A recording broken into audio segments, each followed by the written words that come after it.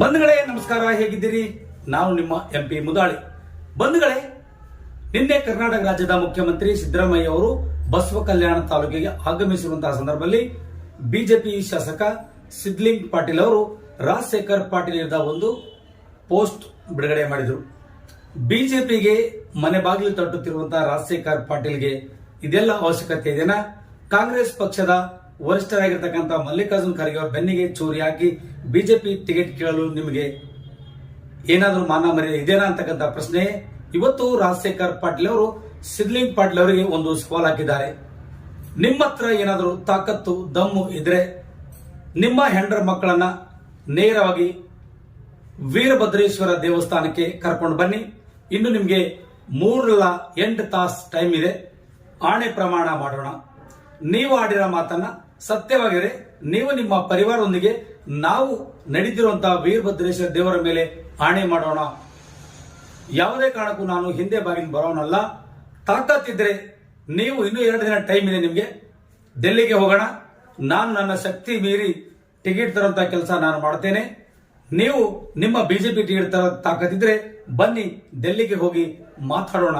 ಯಾರು ಬಲ್ ತಮ್ಮಿತ್ತು ಅವರು ಟಿಕೆಟ್ ತಂದು ಇಬ್ಬರೇ ನಿಂತ್ಕೊಳ್ಳೋಣ ಅಂತಕ್ಕಂಥ ಸವಾಲನ್ನ ಸಿದ್ಲಿಂಗ್ ಪಾಟೀಲ್ ಅವರಿಗೆ ಹಾಕಿದ್ದಾರೆ. ಸಿದ್ಲಿಂಗ್ ಪಾಟೀಲ್ ಅವರು ಈ ಸವಾಲು ಸ್ವೀಕರಿಸ್ತಾರೆ ಎಂಬುದನ್ನು ಕಾದು ನೋಡಬೇಕಾಗಿದೆ. ಒಟ್ಟಾರೆಯಾಗಿ ಹೇಳಬೇಕಾದ್ರೆ ಬೀದರ್ ಜಿಲ್ಲೆಯಲ್ಲಿ ಲೋಕಸಭಾ ಚುನಾವಣೆ ಸಮರ ಜೋರಾಗಿ ನಡೀತಾ ಇದೆ ಅಂತಲೇ ಹೇಳಬೇಕಾಗಿದೆ. ಒಟ್ಟಾರೆಯಾಗಿ ನಾರಂಜ್ ಎಕ್ಸ್ಪ್ರೆಸ್ ಸುದ್ದಿ ನೋಡ್ತಿರುವಂತಹ ಎಲ್ಲಾ ವೀಕ್ಷಕರಲ್ಲಿ ಮನವಿ ಮಾಡ್ಕೊಳ್ಳೋದಂದ್ರೆ ಎಲ್ಲರೂ ಸಬ್ಸ್ಕ್ರೈಬ್ ಮಾಡ್ಕೊಳ್ಳಿ, ಲೈಕ್ ಮಾಡಿ, ಶೇರ್ ಮಾಡಿ, ಕಮೆಂಟ್ಸ್ ಮಾಡಿ. ನಿಮ್ಮ ಅಭಿಪ್ರಾಯ ಅನಿಸಿಕೆಗಳನ್ನ ಇನ್ಬಾಕ್ಸ್ ನಲ್ಲಿ ಬರೆದು ಕಳಿಸಲು ಮನವಿ ಮಾಡ್ಕೊಳ್ತಾರೆ. ನಿನ್ನೆ ಹುಮ್ನಾಬಾದಿನ ಶಾಸಕರು ಮತ್ತೆ ಫೇಸ್ಬುಕ್ ನಲ್ಲಿ ಬಂದು ಕೆಲವು ವಿಷಯಗಳು ವ್ಯಕ್ತಪಡಿಸಿದರು. ನಿನ್ನೆ ನಮ್ಮ ರಾಜ್ಯದ ಮುಖ್ಯಮಂತ್ರಿಗಳಾದಂತಹ ಸಿದ್ದರಾಮಯ್ಯಜಿಯವರು ಬಸವ ಕಲ್ಯಾಣಕ್ಕೆ ಬಂದಿದ್ರು. ನಾನು ನಿನ್ನೆ ಬೆಳಿಗ್ಗೆಯಿಂದ ರಾತ್ರಿವರೆಗೆ ಮುಖ್ಯಮಂತ್ರಿಗಳ ಕಾರ್ಯಕ್ರಮದಲ್ಲಿ ನಾನು ಭಾಗಿಯಾಗಿದೆ. ಅದು ನಾನು ನೋಡೋಕ್ಕಾಗಲಿಲ್ಲ. ನಿನ್ನೆ ರಾತ್ರಿ ನಾನು ಬಹಳ ಲೇಟ್ ಆಗಿ ಬಂದೆ. ಮಾನ್ಯ ಸಿದ್ದು ಪಾಟೀಲ್ ರವರೇ, ತಾವೇನು ಹೇಳ್ತಾ ಇದ್ದೀರಾ? ರಾಜಶೇಖರ್ ಪಾಟೀಲ್ ರವರಿಗೆ ಕಾಂಗ್ರೆಸ್ ಪಕ್ಷ ಸಾಕಷ್ಟು ಕೊಟ್ಟಿದೆ, ಆದರೂ ಕೂಡ ಭಾರತೀಯ ಜನತಾ ಪಕ್ಷಕ್ಕೆ ಯಾಕೆ ಬರ್ತಾ ಇದ್ದಾರಾ ಅಂತ ತಾವು ಕೇಳ್ತಾ ಇದ್ದೀರ. ಭಾರತೀಯ ಜನತಾ ಪಕ್ಷಕ್ಕೆ ಬರ್ತಾರಂತ ಯಾರು ಹೇಳಿದ್ದಾರೆ ನಿಮಗೆ? ಕಾಂಗ್ರೆಸ್ ಪಕ್ಷ ನೀವು ಹೇಳ್ತಾ ಇದ್ರಿ. ಪಾಪ ರಾಜಶೇಖರ್ ಪಾಟೀಲ್ರಿಗೆ ಶಾಸಕರು ಮಾಡಿದ್ರು, ಸಚಿವರು ಮಾಡಿದ್ರು, ಬೋರ್ಡ್ ಚೇರ್ಮನ್ ಮಾಡಿದ್ರು. ಇಲ್ಲ ಅಂತ ಯಾರು ಹೇಳಿದ್ರು? ನೀವು ಅವಾಗ ನಮ್ಮ ಜೊತೆಲೇ ಇದ್ರಿ. ನಮ್ಮ ಜೊತೆಲೇ ನನಗಿನ ಹೆಚ್ಚು ಕಾಂಗ್ರೆಸ್ ಪಕ್ಷದ ಎಂಜಾಯ್ ಮಾಡಿದವರು ನೀವಿದ್ರಿ. ಎಲ್ಲಾ ರೀತಿ ಎಂಜಾಯ್ ಮಾಡಿದವರು ನೀವಿದ್ರಿ. ಇವತ್ತು ನೀವು ಹೇಳ್ತಾ ಇದ್ರಿ ರಾಜಶೇಖರ್ ಪಾಟೀಲ್ರು ಹಿಂದಿನ ಬಾಗಿಲಿಂದ ಬರ್ತಾ ಇದ್ದಾರ ಅಂತ. ಒಂದ್ ಕಡೆ ನೀವೇ ಹೇಳಿದ್ರಿ, ಯಾವಾಗರ ಮಾತಾಡಿದ್ರೆ ಅದಕ್ಕೇನಾದ್ರೂ ಪುರಾವೆಗಳು ಬೇಕು, ಸಾಕ್ಷಿಗಳು ಬೇಕು. ನಾವೇನಾದ್ರೂ ಎಲ್ಲಾದ್ರೂ ಒಂದು ಫೌಂಡೇಶನ್ ದುಡ್ಡು ಕೊಟ್ಟಿದ್ದೀವಿ ಅಂತಂದ್ರೆ ಅದು ನಿಮ್ ದುಡ್ಡು ಇದೆಯಾ? ನೀವು 2,000 ಮೇಲೆ ಕೊಟ್ಟಿರ್ಬೇಕಾದ್ರೆ ಚೆಕ್ ಲೈನ್ ಕೊಡಬೇಕು. ನೀವೆಲ್ಲ ಕಾನೂನು ಆಡಳಿತದ ಬಗ್ಗೆ ಎಲ್ಲ ಕೇಳ್ತೀರ. ಇವತ್ತು ನೀವು ಕೇಳ್ತೀರಿ ಹಿಂಬಾಗಿಲಿಂದ. ಸಿದ್ದು ಪಾಟೀಲ್ರೇ, ನಿಮ್ಗೆ ಇನ್ನೂ ಗುರ್ತಿಲ್ಲ. ನಾನು ದೊಡ್ಡವರು ಹೆಸರು ತಗೊಳ್ಳೋದಿಲ್ಲ. ಇರ್ತಕ್ಕಂಥವ್ರು ನಿಮ್ಮ ಪಕ್ಷದ ಮುಖಂಡರುಗಳು ನನ್ನನ್ನು ಎಷ್ಟು ಬಾರಿ ಕರೆಸಿದಾರ, ಎಷ್ಟು ಬಾರಿ ಮಾತಾಡಿದಾರ ಅಂಬುದು ನಿಮ್ಗೆ ಗುರ್ತಿಲ್ಲ.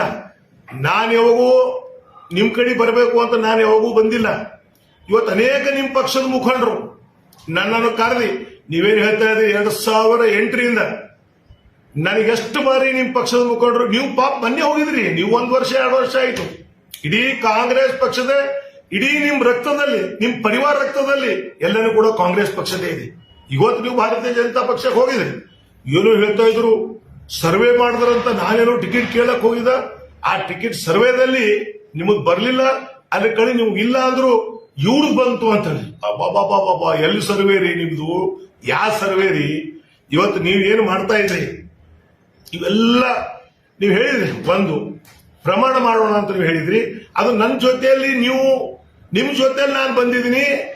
ಭಾರತೀಯ ಜನತಾ ಪಕ್ಷದ ಮುಖಂಡರ ಜೊತೆ ಚರ್ಚೆ ಮಾಡಿದೀವಿ ಅಂತ ತಾವೇನು ಹೇಳಿದ್ರಿ. ನಾನು ಇವತ್ತು ಮಹಾಶಿವರಾತ್ರಿ ಹಬ್ಬ ಇದೆ. ಇವತ್ತು ಸಾಯಂಕಾಲ 7 ಗಂಟೆಗೆ ನಿಮ್ಗೆ ಆಹ್ವಾನ ಮಾಡ್ತೀನಿ. ಯಾವ ರೀತಿ ಪ್ರಮಾಣ ಮಾಡಬೇಕು, ನೀವು ನಿಮ್ಮ ಹೆಂಡತಿ ಮಕ್ಕಳ ಜೊತೆಲಿ ಪರಿವಾರ ಜೊತೆಲಿ ಬನ್ನಿ. ನಾನು ನನ್ನ ಹೆಂಡತಿ ಮಕ್ಕಳ ಪರಿವಾರ ಜೊತೆಲಿ ನಾನು ಬರ್ತೀನಿ. ಇವತ್ತು ಬಹಳ ನಮ್ಮ ಲಿಂಗಾಯತ ಧರ್ಮ, ಇವತ್ತು ಮಹಾಶಿವರಾತ್ರಿ ಅಂದ್ರೆ ಬಹಳ ದೊಡ್ಡ ಹಬ್ಬ ಶಿವನ. ಇಲ್ಲಿ ಇವತ್ತು ಪ್ರಮಾಣ ಮಾಡೋಣ. ಯಾರ ಪಕ್ಷಕ್ಕೆ ಹೋಗ್ತೀನಿ ಅಂದ್ರು, ಯಾರು ಬರ್ತೀನಿ ಅಂದ್ರು, ಯಾರಿಗೆ ಚೂರಿ ಹಾಕಿದ್ರು ಅದೆಲ್ಲನೂ ಕೂಡ ನಾವು ಚರ್ಚೆ ಮಾಡೋಣ. ಇವತ್ತು ವೀರಭದ್ರೇಶ್ವರ ದೇವಸ್ಥಾನದಲ್ಲಿ ನಿಮಗೆ 7 ಗಂಟೆಗೆ ಆಮಂತ್ರಣ ಕೊಡ್ತೀನಿ. ನೀವು ಯಾವ ರೀತಿ ಪ್ರಮಾಣ ಮಾಡ್ತೀರಾ, ನಾನು ಯಾವ ರೀತಿ ಪ್ರಮಾಣ ಮಾಡಬೇಕು ಎಲ್ಲನೂ ಕೂಡ ಮಾಡೋಣ.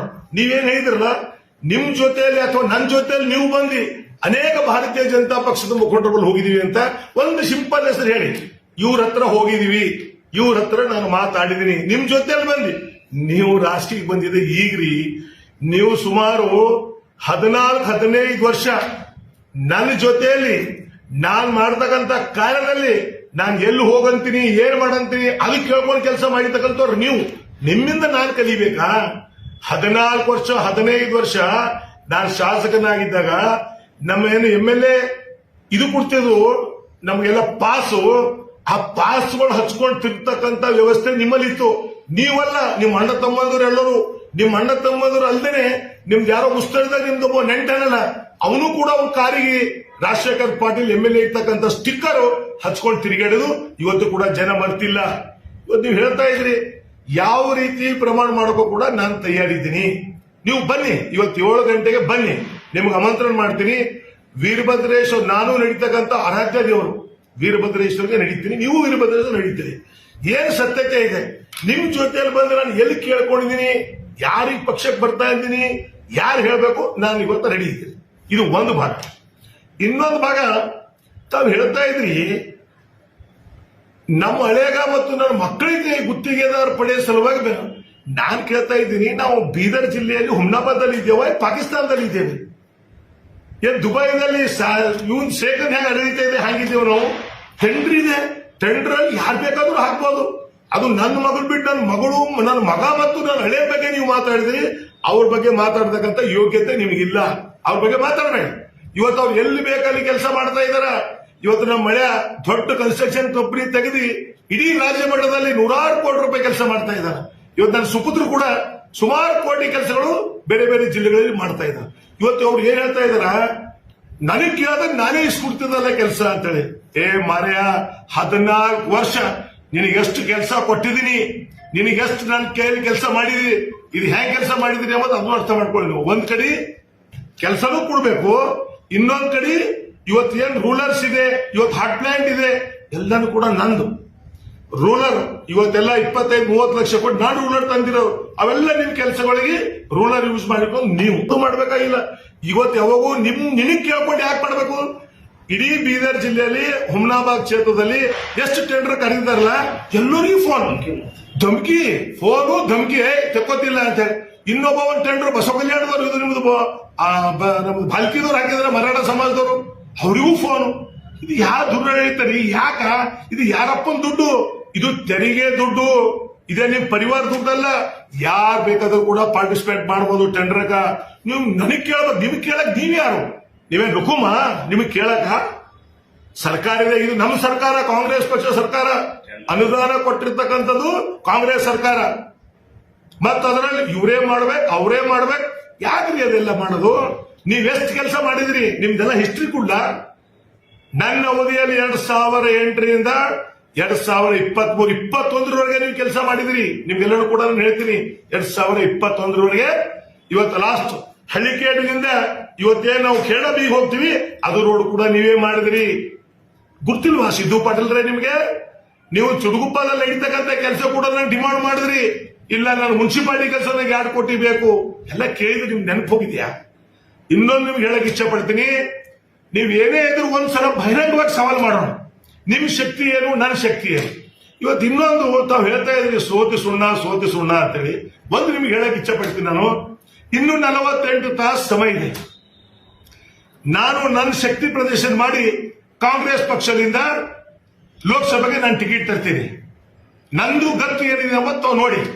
ನೀವೇನ್ ಮಾಡಿ, ನೀವು ಭಾರತೀಯ ಜನತಾ ಪಕ್ಷದಿಂದ ನೀವು ನಿಮ್ ಟಿಕೆಟ್ ತೋಡ್ರಿ ಪಾರ್ಲಿಮೆಂಟಿಗೆ, ಇಬ್ರು ನಿಂದ್ರೋಣ. ನಾನು ಟಿಕೆಟ್ ತರ್ತೇನೆ, ನನಗೆ ವಿಶ್ವಾಸ ಇದೆ. ನೀವು ಹೇಳಿ ನೀವು ತಯಾರಿದ್ದೀರಿ ಅಂದ್ರೆ ನಾನು ಇವತ್ತೇ ಡೆಲ್ಲಿಗೆ ಹೋಗ್ತೀನಿ. ನಾಳೆ ನಾಡಿದ್ದು 2 ಪಕ್ಷ ರಾಷ್ಟ್ರೀಯ ಪಕ್ಷ ಇವೆ. ಇನ್ನು 2 ದಿವಸ ಅವಕಾಶ ಕೊಟ್ಟಿದ್ದಾರೆ. ಇನ್ನು ಯಾವುದು ತೀರ್ಮಾನ ಮಾಡಿಲ್ಲ. ಕಾಂಗ್ರೆಸ್ ಪಕ್ಷನೂ ತೀರ್ಮಾನ ಮಾಡಿಲ್ಲ, ಭಾರತೀಯ ಜನತಾ ಪಕ್ಷನೂ ತೀರ್ಮಾನ ಮಾಡಿಲ್ಲ. ನೀವು ತಾಕತ್ತ ಇತ್ತು ಸೋತರು ಅಂತ ನಡ್ರಿ ಹೋಗೋಣ ಈ ಚುನಾವಣೆ. ಕಾಂಗ್ರೆಸ್ ಪಕ್ಷ ಟಿಕೆಟ್ ಅಂತ ತರ್ತೀನಿ, ಭಾರತೀಯ ಜನತಾ ಪಕ್ಷ ಟಿಕೆಟ್ ತಗೋತೀನಿ. ನಾವು ಇಬ್ಬರೇ ನಿಂತ್ರೋಣ.